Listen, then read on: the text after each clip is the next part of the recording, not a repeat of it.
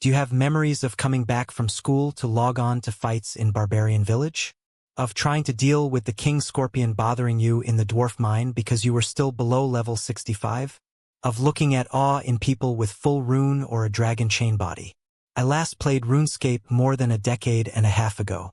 But when I heard about the buzz around old-school RuneScape, I felt I owed my nostalgia its due by trying to play one of my favorite childhood games again.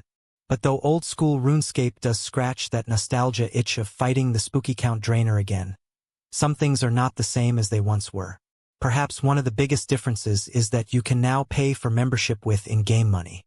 Having fond memories of begging my parents to pay the $5 a month necessary to pay for membership, nonetheless, despite having the ability to pay for membership on my own, I felt challenged to see whether I could manage to get the in-game money necessary to buy a bond as returning player, all the while working a full-time job on weekdays. And I did.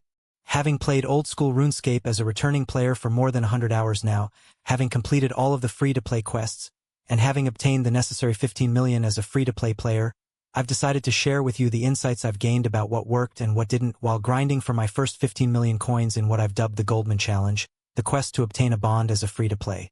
One central instrument in obtaining your first 15 million coins is the Grand Exchange. A game-wide player-operated marketplace, it will likely prove central to whatever efforts you make in obtaining the coins for a bond.